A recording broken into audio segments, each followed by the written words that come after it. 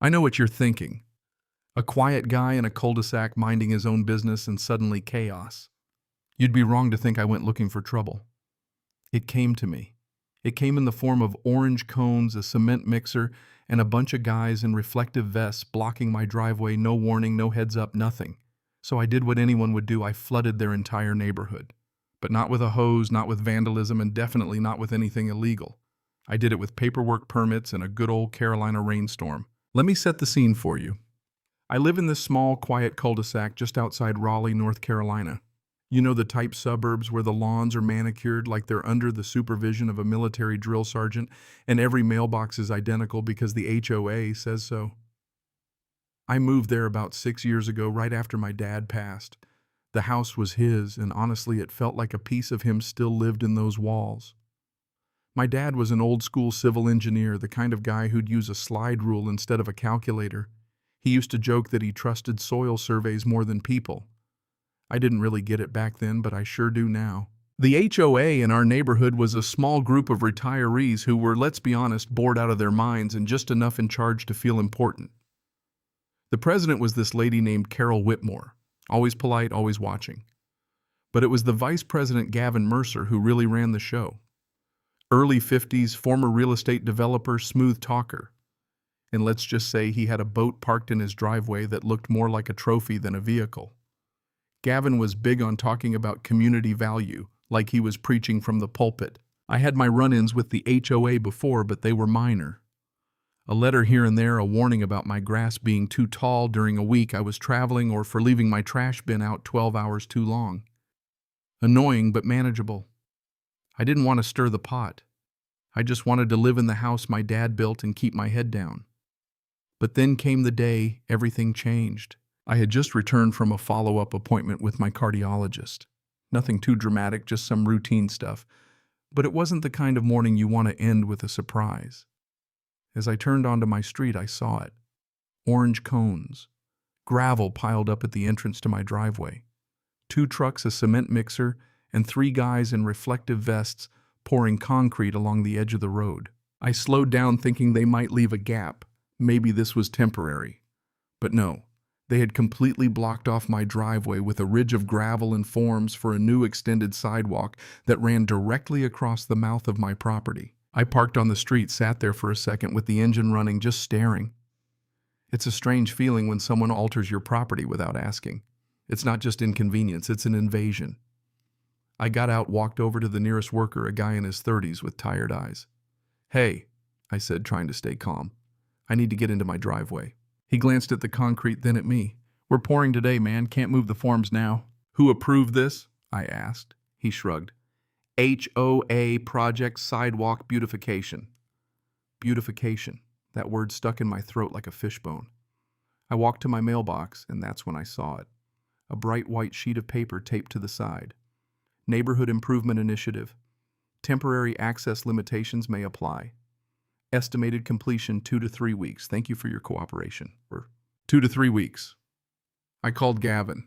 He picked up on the second ring, voice cheerful like he had just closed a deal. "Hey Caleb, what's up?" "You guys blocked my driveway," I said. "I can't get my car in." "It's temporary," he replied, smooth as butter. "We sent out notices." "You taped the paper to my mailbox the morning of," I said. "Well, it's a community upgrade. Adds value, improves walkability.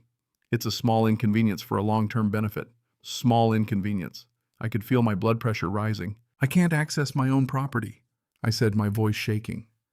There was a pause, then a chuckle. "Come on, Caleb. Just park on the street for a few weeks. We're all making sacrifices." Sacrifices. That word again. Funny how people love the word sacrifice when they're not the ones making it. I wasn't consulted, I said, trying to stay calm. "This is my driveway." "Well, it's within the right-of-way buffer," he said. We checked. Completely compliant. The confidence in his voice told me he either believed that or he wanted me to believe it. "You'll thank us when your home value jumps," he added before hanging up. I stood there staring at that wet concrete creeping across the entrance my father had poured 20 years ago with his own hands. I remembered him standing there explaining how water flowed downhill, how every cul-de-sac needed a clear drainage path, and how one bad decision upstream could drown everyone downstream. That night I walked the construction line slowly. The new sidewalk curved neatly around the cul-de-sac, but something caught my eye. At the lowest point of the street where the runoff gathered during heavy storms, there was a graded storm drain. It wasn't flashy, just a metal grid, but I noticed it because my dad had shown it to me when I was a kid. That drain, he'd said, tapping it with his boot, empties through a culvert under our backyard. That's why our easement matters. The new sidewalk forms ran directly over the outer lip of that drain inlet. They weren't removing it, but they were narrowing the intake, subtly altering the grade. To most people, it would look fine. But to an engineer's son, it looked like a problem. I went into the garage, dug through an old filing cabinet, and pulled out survey maps, yellowed pages, elevation notes. I spread them out on my dining table and traced the drainage easement with my finger. 50-foot clearance required for structural modifications near the main storm line. County approval mandatory. I checked the HOA website. No mention of a drainage study, no public record of county permits. My chest tightened, not from my heart condition, but from something else. They hadn't done their homework. They had built this thing across the only artery that kept this little kingdom dry. The next morning, I didn't call Gavin or Carol. I didn't even look out the window at the sidewalk slowly hardening in front of my house like a scar. I called the Wake County Engineering Department instead. There's something strangely calming about speaking to a government receptionist when you're angry. They move at their own speed, ask for parcel numbers, cross streets, case references. It forces you to slow down and speak clearly. I told the woman on the line there was active construction within 50 feet of a primary storm drainage inlet and that I couldn't find any record of county-issued permits tied to my address. She paused. "Sir, can you hold 10 minutes later?" I was speaking to an inspector named Martin Reyes. He had a measured voice, the kind of guy who'd seen it all. "You're saying they altered grade near the main intake?" he asked. "Yes, sir." "And this is HOA initiated?" "Yes, sir." Another pause. I could hear the clicking of his keyboard. "I'm not seeing an approved drainage modification permit for that subdivision," he said. That was the first time I felt something shift. "Can you come out?" I asked. "I'll be there this afternoon," he said. He showed up around 2 o'clock. White County truck clipboard boots already muddy from somewhere else. He walked the line, crouched by the storm drain, ran his hand along the fresh concrete edge. "I don't see an approved drainage modification for this," he said. "You can't restrict inlet capacity without hydraulic review. You definitely can't alter grade within the easement without county approval," he added. He pulled out a yellow pad and started writing. I watched him tape a bright orange notice to one of the cones. "Stop work order. Immediate effect." The workers backed away like someone had cut the music at a party. Gavin's SUV pulled up 20 minutes later. He got out fast phone already in hand. "What's going on?" he demanded, looking at Martin. "County code enforcement," Martin replied. "You're building within a regulated drainage easement without proper permitting." Gavin forced a smile. "We checked everything." "Not with us," Martin said. I saw the flicker in Gavin's eyes, the calculation. "This is just a sidewalk extension," Gavin said, trying to play it cool. "Community improvement." "You've reduced inlet flow," Martin replied. "You need an engineered drainage study before proceeding." Gavin glanced at me. This time he didn't smile. Martin handed him paperwork and left. The workers packed up for the day. You'd think that was the end of it. But when you're dealing with people like Gavin, they don't learn from being corrected. They regroup. That evening I got a call from Carol. "Caleb," she began, her voice syrupy sweet. "We understand there's been a minor permitting issue." "Minor," I said. "These things happen. We're working to resolve it quickly." "My driveway's still blocked," I said. "It's temporary," she replied. "We'll expedite." I could hear murmuring in the background. They were on speaker. "Are you going to remove the forms?" I asked. "We need to coordinate," she said carefully. That's when I realized something. They still didn't believe they'd done anything wrong. They thought this was a hiccup, a delay, not a structural mistake. That night I stood in my backyard looking at the culvert outlet where the neighborhood's runoff emptied after heavy rain. It was a wide concrete mouth set into the slope behind my fence. During storms, water rushed through there with force. My dad had reinforced that section years ago, adding stone lining and grading to protect the foundation. I thought about the way water behaves. It doesn't argue. It doesn't negotiate. It follows the path available. And right now that path had been narrowed upstream. I called a contractor the next morning. Not some fly-by-night guy, but a licensed excavation company I'd used before. The owner, Tom Granger, had known my dad. "Tom," I said, "I need to modify the drainage intake on my property." There was silence. "You planning to block it?" he asked carefully. "I'm planning to adjust the inlet structure on my side of the easement," I said, "with full county approval." He understood immediately. "You have permits?" "Working on it," I said. "I filed for a property improvement permit that same day." Martin reviewed the request personally. I wasn't hiding anything. I was explicit. I intended to construct a temporary reinforced barrier at the inlet on my land to prevent backflow and protect my foundation from altered upstream grade conditions. It was legal. It was compliant.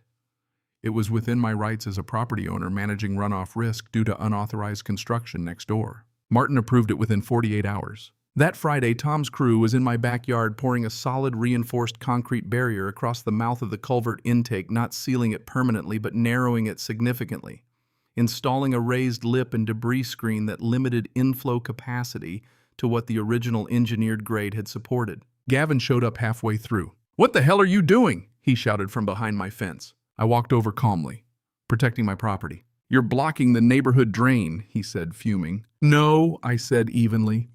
"I'm adjusting the intake to account for upstream alterations that haven't been engineered." He stared at me. "You can't do that," he said. "I can," I replied. And I did. County approved. He pulled out his phone, probably to call someone important. He found out quickly there was no one above the permit. The barrier cured over the weekend. Then on Monday night, the forecast changed. Heavy rain, 2 inches expected. I slept better than I had in weeks. The rain started around midnight, steady at first, then harder. I woke up at 3 to the sound of it hitting the gutters.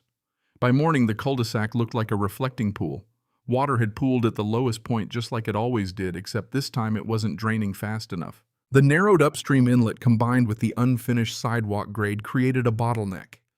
By 8 a.m., the street was holding several inches of water. By 10 o'clock, it was creeping into driveways. I stood on my front porch with a mug of coffee, watching neighbors in rubber boots trying to sweep water away from their garage doors with push brooms. Gavin's house sat at the lowest point of the cul-de-sac. By noon, his luxury SUV was axle-deep in water. He came splashing down the street toward my house, rain jacket-soaked hair plastered to his forehead. "You need to remove that barrier," he said, breathless. I took a slow sip from my mug. "My driveway is still blocked," I said. "This is different." "This is flooding," he snapped. "It's drainage," I corrected. "The system can't handle modified grade." "You're causing this," he said. "No," I said quietly. "Unpermitted construction caused this." He looked at me like he'd never really seen me before. Not as the quiet guy who paid his dues, but as someone who understood leverage. By the end of that first day, the cul-de-sac didn't look like a street anymore. It looked like a shallow lake with mailboxes sticking out of it. The rain kept coming in steady waves. Not a hurricane, not a biblical storm, just one of those stubborn Carolina systems that parks itself over you and refuses to move. The kind my dad used to track on the old weather radio, shaking his head and saying, "If the grade isn't right, this will test it." And right then it was being tested. Water crept past the curb line and spilled into the lower driveways. I watched Mrs. Donnelly across the circle-stacked sandbags in front of her garage while her son tried to clear debris from the storm grate with a rake. The problem was the grate wasn't clogged. It just couldn't pull enough water fast enough anymore. Not with the sidewalk lip raised the way it was. Not with my intake narrowed to its original engineered tolerance. By that evening, 2 garages had taken on water, Gavin's included. I didn't celebrate. That's what people assumed, that I was inside twirling a villain mustache enjoying the chaos. But the truth is more complicated. I felt justified and uneasy. There's a difference. Around 7 p.m. there was a knock at my door. Not pounding, not polite either. Urgent. I opened it to find not just Gavin, but Carol and 2 other board members standing behind him, their damp jackets making them look smaller somehow. Caleb Carroll began dropping the syrupy tone for the first time since I'd known her. "We need to talk." I stepped onto the porch and closed the door behind me. "The neighborhood is experiencing severe flooding," she said carefully, like she was reading from a script. "I've noticed," I said. Gavin didn't bother with formalities. "Remove the barrier," he said. "It's permitted," I replied. "You're weaponizing infrastructure," he shot back. I almost laughed. "No, I'm protecting my foundation from unapproved upstream alterations." Carol pinched the bridge of her nose. "What will it take?" she asked quietly. That question hung in the humid air between us. What will it take? Not, are we wrong? Not, how do we fix this responsibly? What will it take? My driveway cleared immediately, I said. Forms removed, gravel gone, access restored. Gavin nodded quickly. Fine, done. And full restoration costs, I continued. $15,000. All 4 of them stared at me. That's extortion, one of the board members muttered. It's restitution, I corrected. For blocking my property. For the stress. For the medical appointments I had to rearrange. For the fact that you treated my land like it belonged to you. Gavin stepped forward. You're enjoying this, he said. I looked him in the eyes. No, I'm finishing it. Thunder rolled again. We can't just cut you a check without a meeting, Carol said. Then call one, I replied. Because that water's not receding tonight. They left without another word. The rain finally stopped sometime after midnight, but without proper inlet capacity, the water lingered. It drained slowly, inch by inch, through the restricted system. Day 2 insurance adjusters started showing up. I watched them walk through puddles with clipboards documenting soaked drywall and warped garage cabinets. Neighbors who had once nodded politely at me now glanced over with something else in their eyes. Suspicion, blame, maybe even respect. Hard to tell. Gavin didn't knock that day. He sent an email instead. Emergency HOA meeting. 6 p.m. at the public library. Clubhouse unavailable due to water damage. I showed up not because I had to, but because I wanted to look them in the eye. The meeting room smelled like old books and damp fabric. About 30 residents crammed into folding chairs murmuring. The board sat at a plastic table up front, papers scattered, faces tight. Carol cleared her throat. As you all know, we are dealing with unexpected drainage complications related to the sidewalk project. Unexpected. A few people glanced at me. Gavin stood up. We've identified contributing factors, including modifications to downstream intake structures. There it was. He wasn't wrong. But he wasn't telling the whole truth either. I raised my hand. You mean the permitted barrier installed after you built over a regulated easement without county approval? I asked evenly. A ripple moved through the room. Gavin's jaw flexed. The county has been involved, he said carefully. Yes, I replied. Because I called them. Silence. I stood up. You blocked my driveway without notice. You altered grade near the main storm drain without engineering review. You told me to be patient. Now your garages are flooded and suddenly we're having meetings. An older man in the back spoke up. Is that true? Carol hesitated. The permitting process was incomplete. That was the closest thing to an admission we were going to get. I didn't yell, I didn't rant, I just laid out the timeline, the stop work order, the permit, the legal right to.